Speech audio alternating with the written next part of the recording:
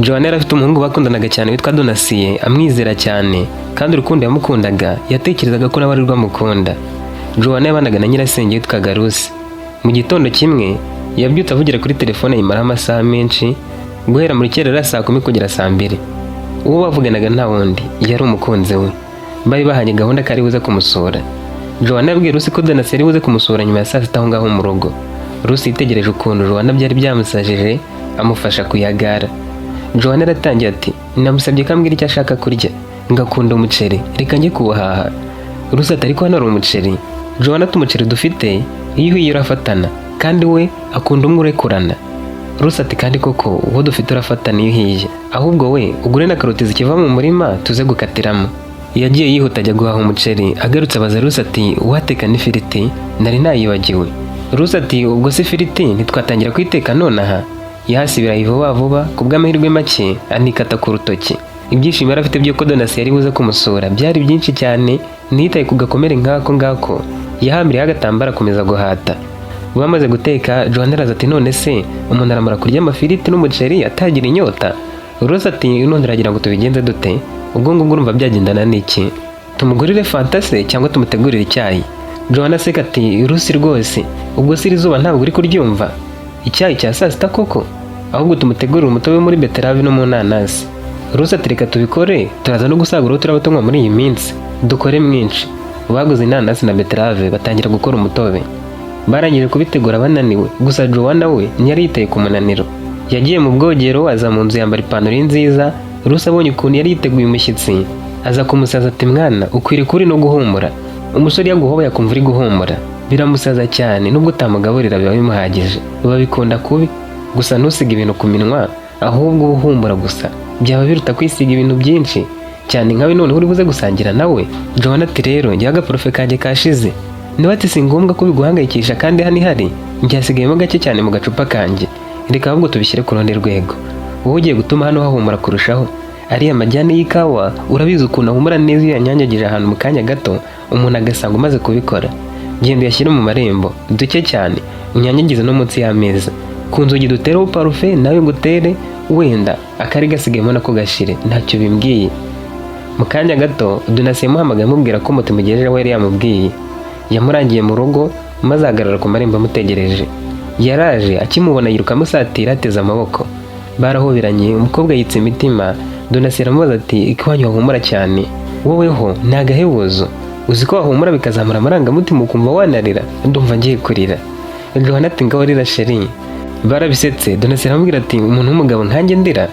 Bagiye mu nzu baseka, ayigezemo impumuro y'ikawa atabonaga bayinyanyagije munsi y'ameza, ukongeraho agaparufe n'ibiryo byari hafi aho bihumura, byatumye agubwa neza, umutima we uratekana. Bidatinze Rusi wari wagiye mu cyumba nawe yaje yayaga ati Donatien ni wowe wahageze? Amwenyura cyane yaragurutse amuhobera. Rusi ati uko akuvuga nikore, nishimiye kukubona. Donatien yibajije kuri ako kantu abimusubirisha amati yakubwiye iki kuri njye? Rusi ati banza wicare tukwakire ndetse tuganire neza. Yamuzaniye umutobe, umusore arawugotomera. Joanna akanyamuneza kamubana kenshi abonye ukuntu yarawunywanye inzara. Rusi yazanye ibiryo barasangira. Nubwo bwose nawe yari yicaye iruhande rwabo bibagiwe ahari kahari. Joanna atangira gutamika Donatien nawe akabitamira ahumirije yivugisha ati wow biraryoshye bikarushaho binamitse. Rusi watangiye kwibonera hari bari gukina filime, azana agatelefone gafata amashusho. Atarayafata Joanna yaramubonye ati Rusi uri mu biki? Nawe tukuntu mukundana ndumva najya mpora mbireba, mumbabarire nta kavidewo gato ngiye kubafata mutamikana. Donatien yaramwenyuye ati uraza kudufata utuvidewo twinshi dusoje kurya ku buryo n'iyi mpumuro iri hano nayo uraza kuyifata, najya nkareba nayo ikangarukamo.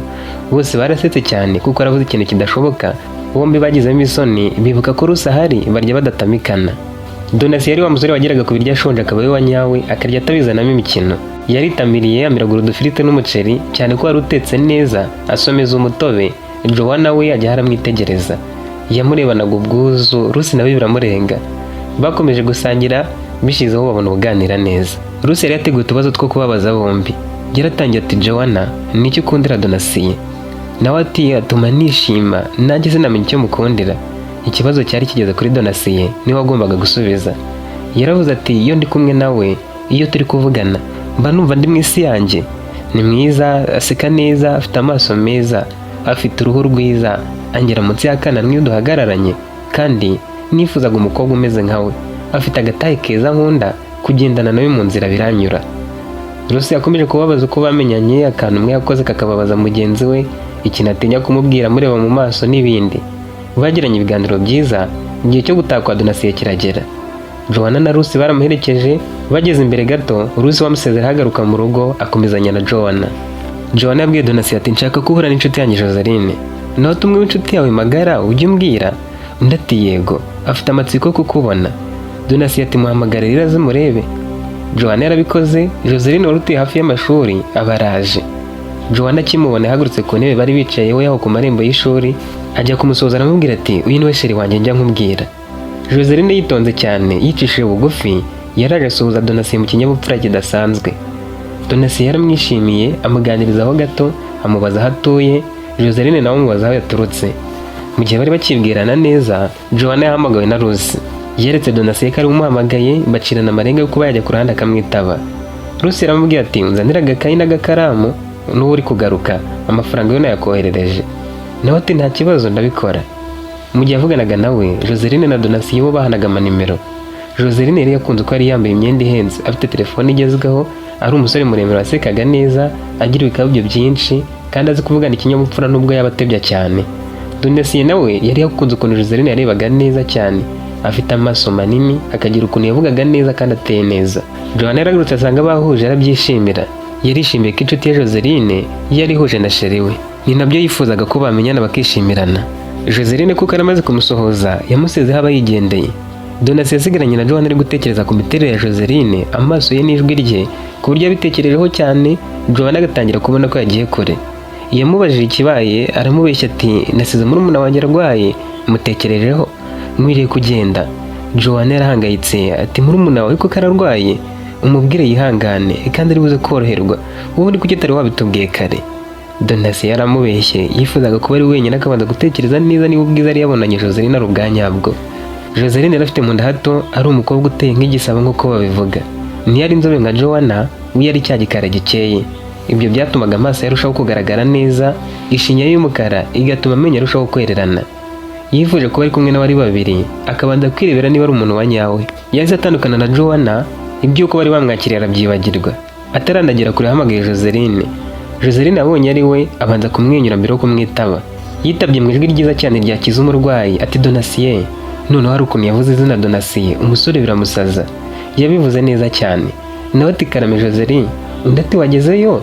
Nawe ati ndacyari aha hafi. Yaramubajije ati Joanna muracyari kumwe? Aramusubiza ati ntiwamenye ko bamuhamagaye se? Rusi yamuhamagaye none bibaye ngombwa akagenda. Joseline turatega cyangwa uragenda n'amaguru? Nawe ati ni hafi, ni minota 45 naba ngezeyo. Gutega si ngombwa. Undi atubaza nkaguherekeza? Ubu se koko Joanna ntiyakaba yaguherekeje bihagije? Donatien ati koko se waza? Nawe ati ahubwo se wabyemera? Igisubizo cyari yego. Yamubwiye ahari, abaraje aramuherekeza. Bose bari bashishikaye, buri umwe yumvaga ari kubaho mu nzozi ze muri ako kanya. Bakomeje kugenda hashira iminota 25. Bageze mu isantere, abantu bari bazi Donatien bamubonye baca amarenga yuko yagize amahitamo meza. Nawe yari yishimiye kugendana n'umukobwa uteye atya. Nibyo na Joanna yari mwiza, ariko ntabwo yarateye neza nka Joseline. We byari birenze. Binjiye ahantu bacuruzaga udufanta, umusore agura n'akaburushete basangira baganira. Joanna yamuhamagaye bari kumwe, ntiyamwita baramwihorera.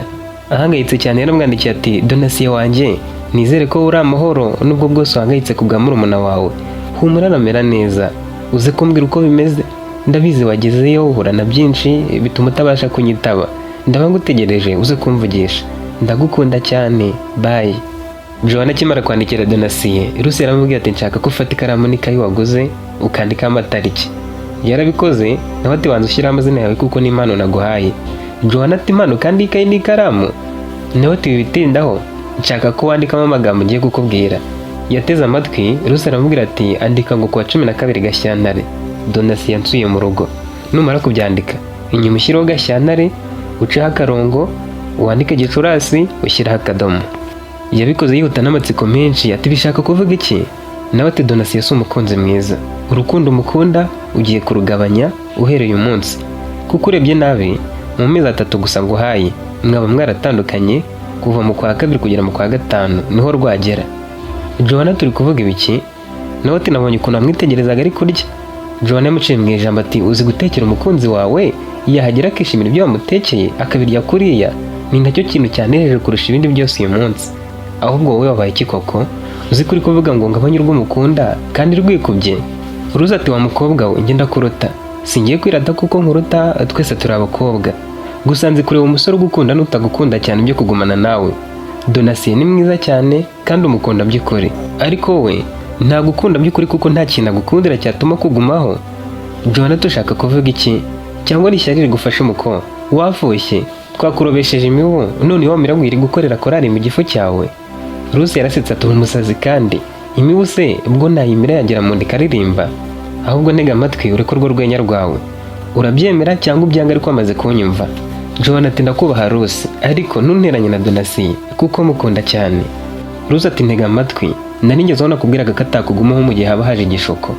Umusore ntagukundira kugira imico myiza runaka, ahubwo akunda uko uteye. Nibyo koko wowe ukunda uba ukwiriye kwishyiramo ukarusha abandi bose ubwiza kugira ngo utazamurika ubonye abamurenze. Ariko niba ari ibyo agukundira gusa, ntukishuke wibwira ko aramutse abonye undi ukurenza atakureka. Iyo abagukundira ingeso nziza byari kuzaba byoroshye kukugumaho kuko mu myitwarire ho haba umwihariko, ariko mu miterere abantu bararutana, kandi rimwe azabona umukobwa uteye neza kukuruta azagusiga. Ikindi ni wowe uzana ibitekerezo bya mbere by'ibyo muri bukore, unsure, duhure, ngutamike n'ibindi. Ni byiza kumwitaho kandi nawe aragukunda, ariko ujye uhangayika mu gihe cyose ubonye ari ufata iya mbere mu bintu byose, nubwo ibyo waba uzana byose umukunzi wawe yaba abyemera akabyakira. Joanna ati komeza ndakumva, yabivuze afite agashiha. Rusi ntiyakitaho, aramubwira ati ugabanye urw'umukunda, ifate nk'aho mugiye gutandukana. Uriya musore yakwishimira kuryamana nawe kuko umubiri wawe ukunda, ariko kukugira umugore biragoranye kivuga ko agukundira ubwiza bugaragara gusa. Uzi ubwiye avuga ko witonda, ugira ikinyabupfura, uzi ubwenge, ukaba umuhanga kandi ukaba umugira inama nziza. Joanna arakaye ati none nkora iki? Rusi ati andika ngo ngiye gusuzuma urwo Donatien nkunda, kandi ndabikora amara iminsi 6 ntamuhamagara ntamwandikira, kandi we nabikora ntamusaba ikintu icyo ari cyo cyose. Icyo azagusaba uzagikore, ariko we ntuzamusabe. Bivuze ko uramara iyo minsi utegereza akakwihamagarira akakwandikira. Ukabikoze ukamusubiza vuba cyane, wamwitaba ukaba wishimye cyane. Nagusaba ko muhura, igisubizo ni yego. Ariko wowe ibyo kuba mwahura ntuzabimusabe muri uko kwezi kose, uzategereza buri ufata iya mbere. Joanna yamuvuye mu maso yumva ashaka kumumwangisha, yigira mu cyumba cye. Yongeye guhamagara Donatien aramwitaba, mubaza niba yageze mu rugo. Undi ati nahuye n'umuntu mu isantere, niho nkiri, umvugishe nageze mu rugo. Yarakiri kumwe na Joseline. Donatien kuko yavuye kwa Joanna atamiye, ntiyaryaga cyangwa nganywe cyane. Joseline niwe waryaga amaburushete. Yaramaze kurya ne no kunywa fanta 3 kandi yaragifite inzara yo kurya ibindi. Bakiganira, Joanna yahamagaye Joseline atazi ko bari kumwe, ntiyamwitaba. Nimugoroba nka saa 9:30 nibwo batandukanye. Donatien yamutegera akamoto. Joseline akigera mu rugo, Donatien yaramuhamagaye, ibiganiro biba byinshi cyane. Joanna yahamagaye Donatien kuko atekerezaga ko yageze mu rugo, noneho yasanze ari kwivugiraho. Mu mutwe yatangiye gukurura ibyo Rusi yari yamubwiye, gusa bifata nk'ibiraho byo gushaka gusenya urukundo rwe. Yarivugishije ati nicyo gituma atabona umugabo. Umuntu ufite imyaka 32 nta n'umukunzi afite, indi nama yangira ni iyihe? Na nyuma y'isaha yongeye guhamagara, asanga Donatien atari kwivugiraho, ariko ntiyamwitaba. Yaribajije ati ni gute muhamagara ngasanga ahuze? Noneho yaba atanahuze yarangije kwivugiraho nta nambipe. Yanze kubitindaho, yishyizemo kubwo murumuna we yarembye. Yategereje indi minota 45 abona kongera guhamagara. Yaramwitabye. Noneho Donatien amusaba imbabazi ko yamubuze, ati nageze mu isantere murana wa muntu nakubwiye, ngeze mu rugo nsanga murumuna wanjye yarembye. Nagiye kuri farumasi kumugurira imiti nsanzwe muha, mvuyeyo mama arahamagara mbaza uko ameze, aribwo wasangaga mpuze. Ibyo birangiye nabyo njya mu byo kumutekera agakoma. Wihangane kandi shaho ndananiwe, ahari waza kumvugisha mu museso. Joanna babaye n'impuhwe nyinshi ati yo sheri ndakumva rwose, reka mbigusengera kandi ntuhangayike cyane, Imana iradufasha kire. Donatien turakoze kandi nishimiye ibihe twagiranye, bye naho mu gitondo. Nyuma yo kuvugana, Joanna yabyiniye ku buriri ati umusore yishimiye ibihe twagiranye, reka musengere kuko Imana itwumve murumuna wa kire. Rusi we sinzongera kumubwira ibyanjye na Donatien atazanamuntwara. Injangwe yacitse umurizo, ibonye iri guseba yonyine ibwira izindi ukuntu biyifasha kutabangamirwa nawo iri kunyura ahantu runaka, bityo ko nazo zaca imirizo zikamera nkayo, zikishima nkayo. Inama za Rusi mu rukundo kandi ari umuntu utagira umukunzi zirutwa n'iz'iyo njangwe. yihamagariye Joseline ngo amuratire iby'umukunzi we, anamubaza icyatumye atamwitaba kare asanga ahuze. Ntiyari azi ko ari kuvugana na Donatien. Donatien wari wamubwiye ko agiye kuryama, yari agiye kuvugana na Joseline. Bo baraganiriye karahava, ndetse buri umwe abwira undi ko yamukunze akimubona.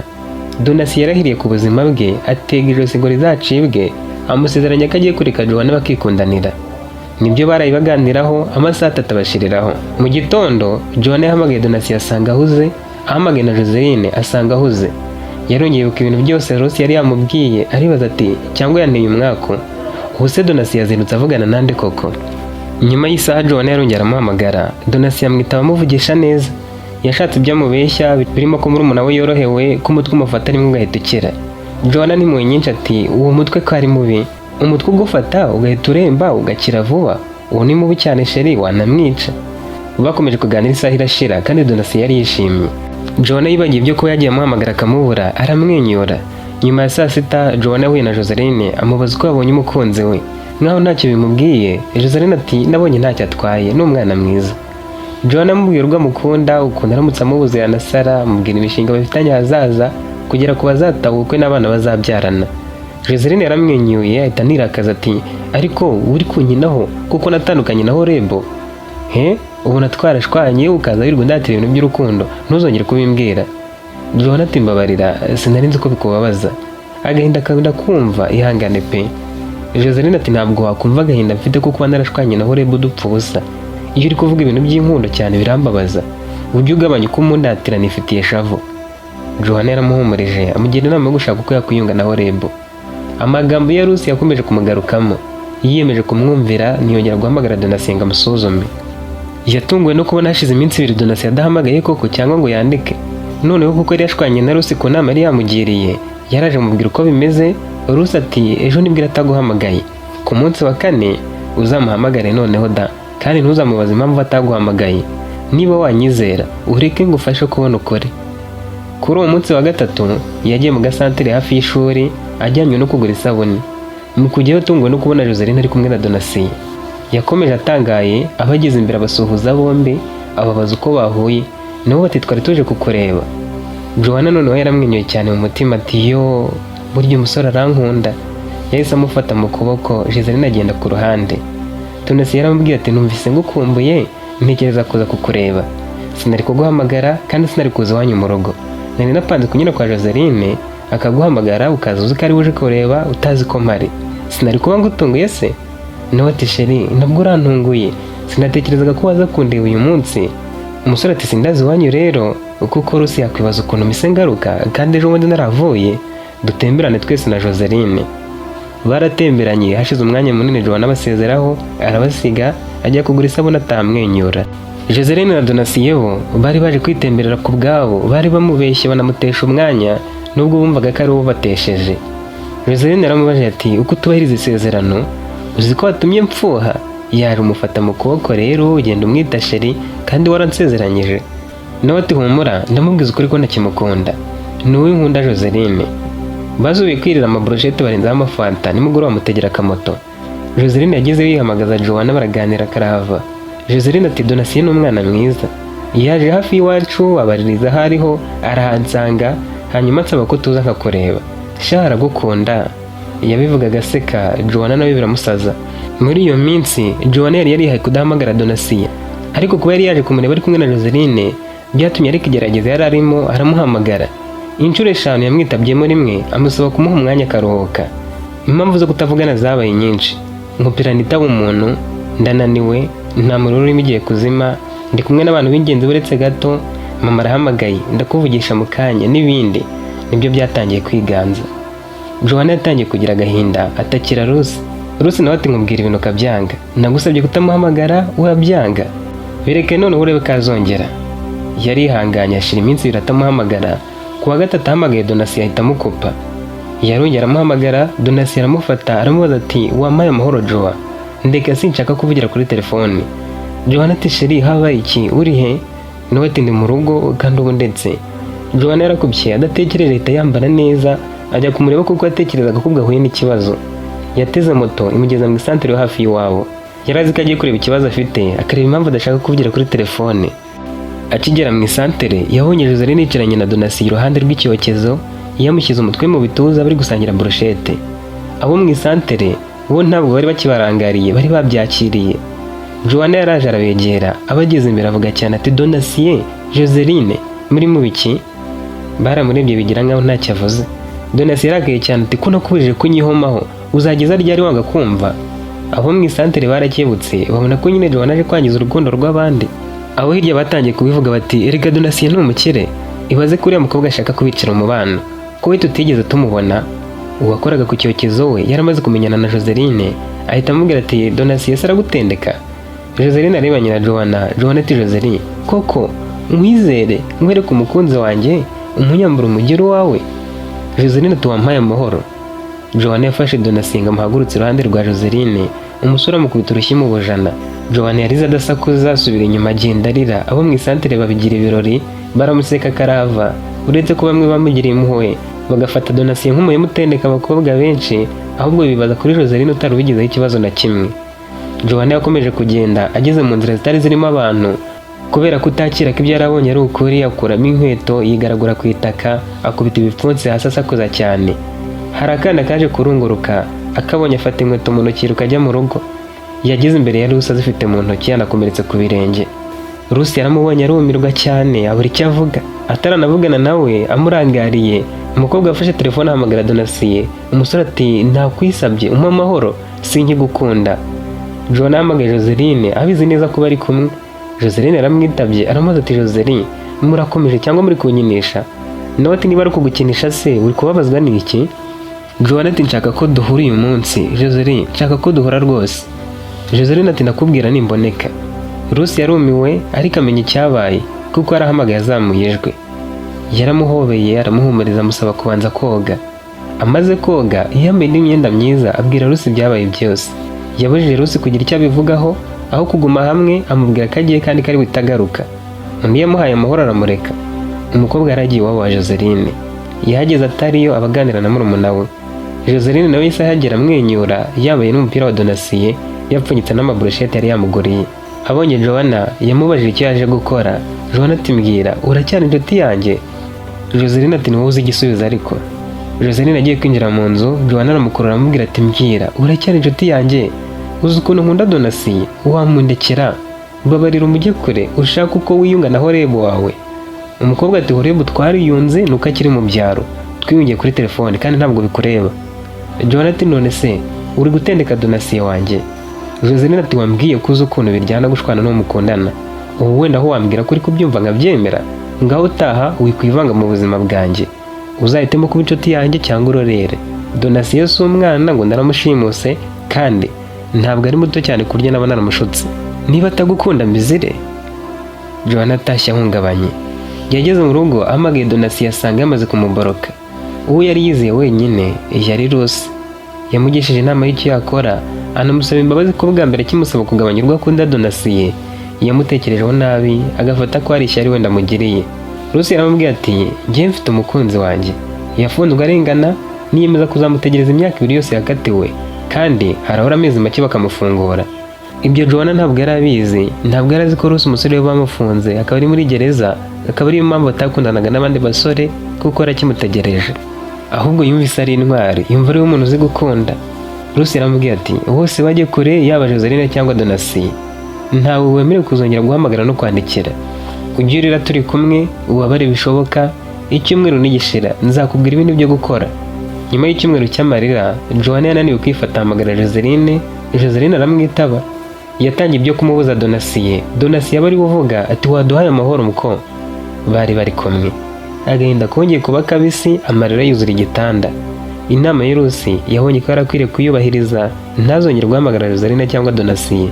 Hashize iminsi 7 yindi, Rusi yaramubwiye ati ibyumweru 2 urira buri munsi birahagije, ariko ntuzahagarika kurira mu gihe bizaba bikojemo.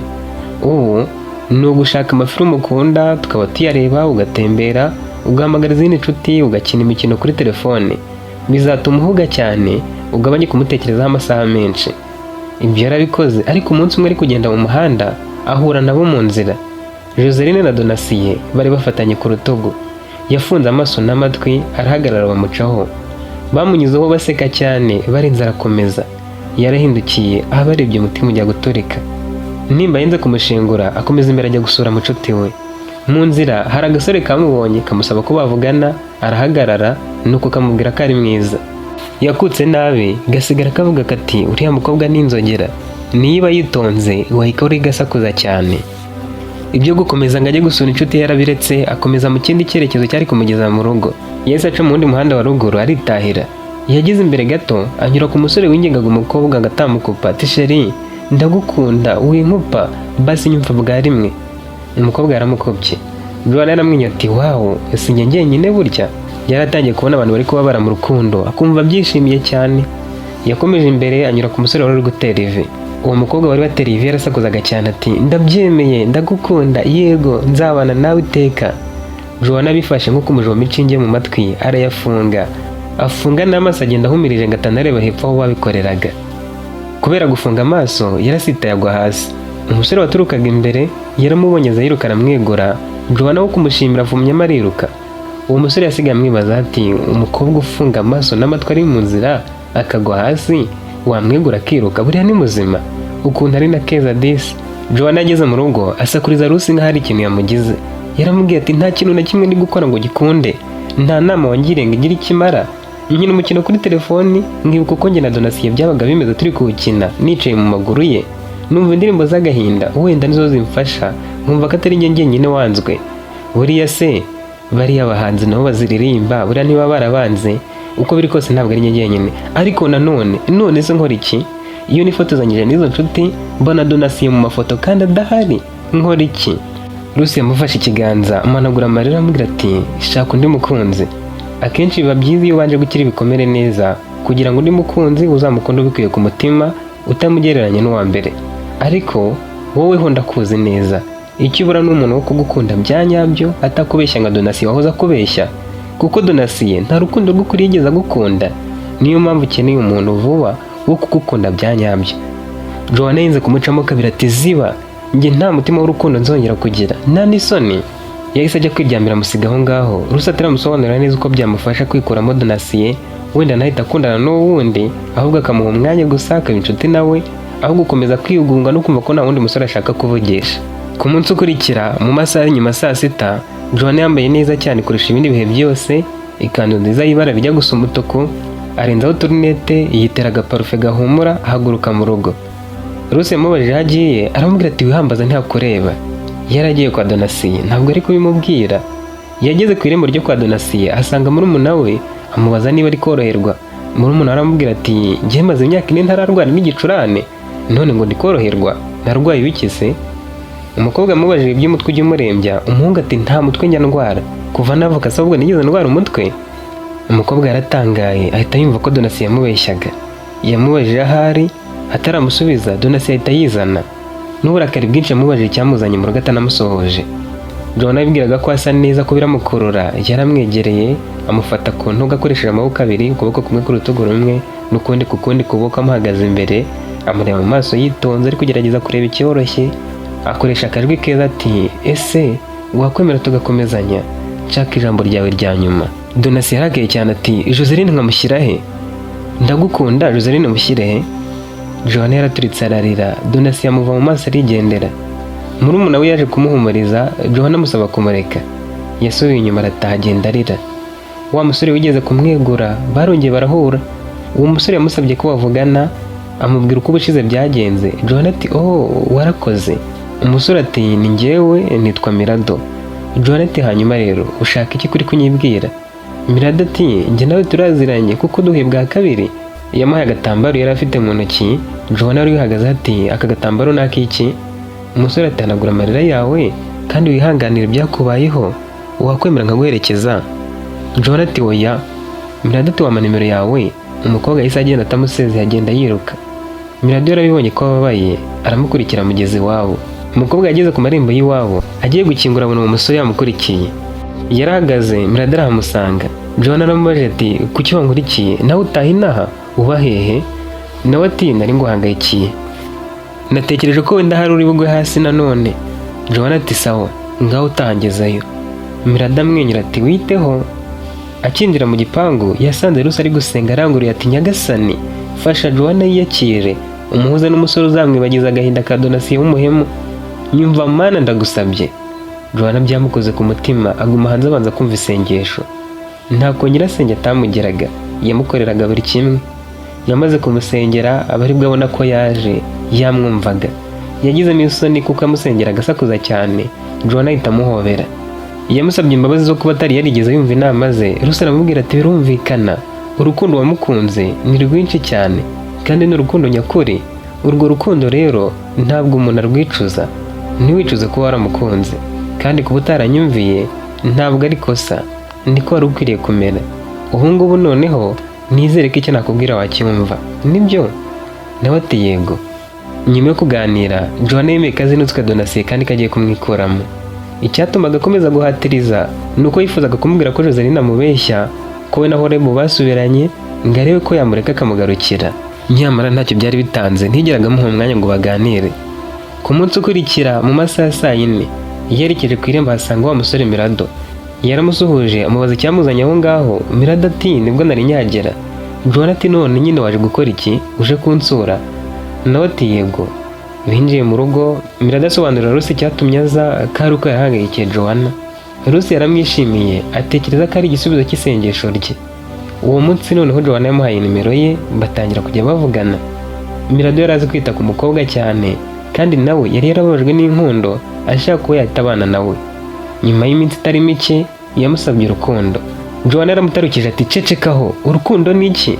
Winzanaho iryo jambo. Nakubwiye ko nkubaha kuko nyitaho, sinshaka urukundo, no kubivuga bindya mu matwi. Yamusize aho bari bahagaze, agenda atamusezeye. Mirado amugenda inyuma, ageze ku irembo asubirayo. Joanna abwiye Rusi uko bimeze, ntiyamucira urubanza, aramuhumuriza, amusaba gukomeza kugerageza wenda akareba ko yazamwiyumvamo. We yari yaramumushimiye. Mirado nawe ntiyacitse intege. Mu mugoroba wo ku munsi ukurikira yazanye impano ya Rusi, amusaba kuyimumuhera. Joanna ntiyanamuhamagaye cyangwa ngo amwandikire amushimira, kandi iyo mpano yari ihenze. Mirado yamuhamagaye hashize iminsi 2, nabwo Joanna ntiyamushimira. Yamusabye ko bahura, byarabyemera. Bagiye gusuhuzanya, Joanna telefone iramucika, ati block irameneka. Mirado yamusabye ko bajya gushyirishaho indi, bayishyizeho aba ari we wishyura amafaranga. Yamujyanye gutembera ahantu hiyubashye, bicara aho bonyine basangira ikawa. Aho hantu bashyizemo akaririmbo ka kera, Mirado arahaguruka arakabyina. Joanna yaragiye araseka, amarira araza, yibagirwa ibyabaye byose. Uwo munsi yatashye umutima ukeye, yishimiye Mirado. Yakomeje guhura na Mirado. Mirado nawe ntamutenguhe, akamuzanira impano nyinshi, akamusohokana kenshi, akamutega amatwi. Joanna ageze atangira kumubwira ibyamubayeho. Mirado yanze kumwihutisha ngo bahite bakundana, ntiyongera kumusaba kumubera umukunzi nka mbere, ariko akomeza kumuba hafi kugera ubwo Joanna yatangiye kujya amushimira no mu tuntu duto, kandi imbere yaramuhaga impano iremereye cyane nk'ikanzu, inkweto cyangwa isaha, ntanamwenyure. Hashize iminsi itari mike, Joanna ubwo yibwiriye Mirado ati uri isi yanjye, usobanuye ibyishimo nyakuri, uru rukundo nari ntegereje. Ndagukunda cyane Mirado, wankuye mu bihe bikomeye, aho abasore bashakaga kuntereta numvaga mu matwi yanjye bavuga nka pose ziri gukata ibyuma. Wowe waje mu gihe gikwiriye, numva umeze nk'amazi umuntu anyuye mu gihe cy'izuba. Waje mu gihe gikwiriye, kandi ndahamya ko urukundo nari narazinutswe, ubwarwo narwo rutari rwuzuye. Ni wowe watumye menya ko gukunda bibaho. Mirado yenze kurira nubwo ari umuntu w'umugabo. Yahise amuhobera, amufata ikiganza bajya kureba Rusi. Nawe yarabyishimiye, anabaratira ko umukunzi wari umaze igihe afunzwe yari yafunguwe. Yasanze Rusi yariteje imbere, anamuguriza igishoro, yongera gusubukura iby'akabari ke. Abakiriya barongeye barimena, subira ku murongo mu kwezi kumwe. We na Rusi banategura ubukwe mu kundi kwezi, kuko kuba ari muri gereza ntibyari byarahagaritse urukundo rwabo. Babanye Joanna na Mirado urukundo rwabo rwaka, yaribagiye ibya Donatien. Ku rundi ruhande, Donatien yamaze iminsi 6 ahamagara Joanna ntamufate, yamwandikira ntamusubize. Yagiye kumureba iwabo mu rugo, ahageze asanga habaye ibirori. Donatien yatungwe no kureba imbere, akabona hicaye Joseline n'undi musore. Joseline nawe akimubona yinjiye, yongoreye Horebu ati ndaje nsohora uriya muhungu adateza akavuyo. Atitaye ku kuba bari batangiye kuvuga ijambo, yaragiye afata Donatien ukuboko, uwavugaga barekeye aramutegereza. Umukobwa yamujyanye inyuma ku irembo, amuha ukuri. Yaramubwiye ati kiragiye waje ngukeneye, ngubu njagaraza, kuko nari narashwanye n'umukunzi wanjye, nkeneye cyaba kiri gutuma ntamutekerezaho cyane. Umusore wese wampamagaraga akampa umwanya, nanjye rwose twarivuganiraga kugira ngo niruhure mu mutwe, natekereza kuri Horebu, kuko Horeb mukunda cyane. Njye na Horeb twiyunze waramaze kunyica mu mutwe kubera kungura amabrushete cyane. Nari ngeze kuri rwa rwego bwakwira ntayiriye nkumva ngiye gusara. Nemeye ko tuba turi kumwe nawe kugira ngo ubuzingurira ungurira amafanta mbe mbyibuhangiragaho keza. Na nyuma y'uko Horeb agarutse namumenyesheje kuri inshuti yanjye sinigeze ngukunda kandi nagufashe nk'injiji kuko wanze Joanna wagukundaga by'ukuri. Nanjye nemeye kubabaza Joanna kuko atagiraga rutangira mu kukundatira no kumbwira uko umukunda, akabimbwira no mu bihe yarabizi ko mbabaye ku bwa Horeb twari twarashwanye. Ubu tuvugana Joanna twarashwanye kubera wowe, ariko nizeye ko tuziyunga kuko namweretse uwo uri we. Ubundi siyo ntakureka ngo uhobagere Joanna ariko uzamenya ko ari kumwe n'umuntu utuzuye. Donasi ati ibintu uri kuvuga sindi kubyumva kandi reka kunsesereza, mbwira ko uri guhimba inkuru. Aseka yaramusubije ati inkuru zimwe na zimwe ziba ari iz'ukuri, iyanjye nayo yifata uko yishingiye ku biri kuba nonaha. Niba utarateza akavuyo ngwino mu rugo wumve ijambo bari kuvuga, kuko njye ndi kwerekana umusore dukundana mu muryango wacu kubera yuko twenda gukora ubukwe. Iwacu bigeze kukumbazaho mbabwira ko wanterese nkakwanga nkemera kukubera inshuti kuko nawe wakiriye ko mfite undi mukunzi, ntibikubera impamvu yo kungira umwanzi. Ubwo twabaga twasohokanye uri kungura amabrushete bakabyumva vuba, niho bari bazi Horeb kuva kera. Uje utuje rero byaba byiza. Donasi ati koko ntibigeze unkunda? Nawe ati njye nkundinjije nkawe koko? Wowe ubona umukobwa rimwe ukari kuba wari ufite? Ahubwo nisubiyeho taha ntugaruke mu rugo rwacu. Yahamagaye umusore w'ingufu wari hakurya atumva uyu musore mujyana adateza akavuyo umunage ku muhanda kuko wagira ngo yasinze cyangwa akaba yasaze. Donasi yagiye afashwe nk'igisambo bamusiga mu muhanda. Yatashye arira kandi ari umuntu w'umugabo. Yageze mu rugo arira murumuna we, umuhungu aramwisekera ati ubwo kandi uraje ujye gutera isesemi ka Joanna dore ko karenganye. Donasi ati ahubwo reka muhamagare, ni wenyine wamara akagahinda. Uriya mukobwa yarankundaga, nimuhamagara nkamutakambira arambabarira kandi nanyemerera sinzongera kumurekura. Yaramuhamagaye asanga yaramuratswe kera. Nyuma y'iminsi 4 amaze kumva neza ibyo Joseline yamukoze, yagiye ahantu yajyaga ajyana na Joanna ngo yinywera agafanta. Ahageze ahasanga Joanna na Mirado bari gusomeshanya ku kirahure. Yahagaze mu muryango ahura icyo avuga akomeza kubareba. Joanna yubuye amaso aramubona ntiyamuvugisha, ahubwo afata ikirayi cyokeje mu mavuta atamika Mirado. Bo ntibari bitaye ku bantu bari aho ngaho, bari bibereye mu munyenga w'urukundo. Abari baje gusohokera aho ngaho bari kwireba ibirayi n'amabrushete banasomeza inzoga zabo, nabo bari bibereye mu byabo baretse abakundana barikundanira. Donasi yananiwe kwifata, ashaka gusubira inyuma, ashaka kujya imbere buri icyo akora. Umutima waramubwiye ngo genda basuhuze. Akibagera imbere akabasuhuza, Joanna yise amwibwira ati nitwa Joanna, uyu n'umukunzi wanjye yitwa Mirado. Wowe urinde udushakira iki kudusohoje? Joanna yari yareretse Mirado ifoto ye, yewe mukuza kubasuhuza yamwongora yamubwira ko arigira nk'aho atamuzi. Ubwo Mirado nawe yari azi ko ari Donasi umwe wamubabaje. Niko kubanza rero Joanna yamubona akamujagaraza amwibwira nk'aho atamuzi. Ni nkaho Joanna yarabwiye Donasi ko atigeze amumenya na rimwe kandi ko yishimiye ubuzima yari arimo afite umukunzi. Yasohotse ahababaye atabyiyumvisha, umutima uri kuvirerana. Bamubwiraga ko abantu bakomereka imitima ntabyemere, ariko we yumvise umenetse, uturitse, usandaye, ucitsemo ibice. Yagiye afatiye umutima inyuma ku gatuza kuko yumvaga atawufashe wamusohokamo. Yaragiye amara iminsi arira yicuza. Murumuna we yaramusekaga cyane akavuga ati nta kindi gihano kigukwiriye. Umusore yibutse ibihe byiza byose yagiranye na Joanna, cyane cyane mu minsi ya nyuma bajya gutandukana. Mu mutwe wajemo ukuntu Joanna amwingingaga cyane ngo basubirane, uko aba baragamusanganye na Joseline n'ibindi bibi yamukoreye, bituma yanzura gushaka ikindi yakora akiyakira, atongeye kugerageza kumutesha umutwe. Ku rundi ruhande Joseline ateguye kubana na Horeb, umutima we ntacyo umushinja. Ikintu cyonyine yakoze ni ukujya gusaba imbabazi Joanna. Joanna yabanje kutamwumva amwima umwanya, ariko Mirado amugira inama yo kumutega amatwi. Joseline aramubwiye ati narahemutse cyane nkwambura umusore wawe atari uko mukunze. Nashakaga ko nawe ubabara nk'uko nari narababaye ubwo Horeb ndeka twarashwanye, ukajya ukomeza ukandatira ibyawe na Donasi. Gusa numva ukwiriye kumbabarira ariko ukananshimira. Joanna ati ngiye ngushimira? Wakoze iki cyiza cyatuma ngushimira? Nawe ati nakweretse uwo Donasi yari we? Sinanjye wamutwaye rega, nuko nabonye nshaka nanjye simusubiza inyuma. Ntandi mahitamo nari mfite kuko nari nkeneye kwirira neza muri iriya minsi, nkaba nirengagije ibya Horeb. Donasi niwe wanyisabiye nimero cyajya ujya kuvugana na Rose. Sinigeze muhamagara na rimwe, niwe wanyihamagariraga. Yanyirukagaho cyane, nanjye ndahagarara turagendana tujyana aho ashaka. None se ubwo utekereza ko ubusanzwe atagucaga inyuma na mbere yuko ambona? yaragutendekaga, ahubwo icyatumye utadutereta twembi mu gihe kimwe ni uko yarazi neza ko turi inshuti, ko twari kumuvumbura agahitamo kuguhara, njyewe akangumana. Buriya abandi bakobwa bo yabaga batereta ku ruhande akabiguhisha ntunabimenye kuko wamukundaga cyane.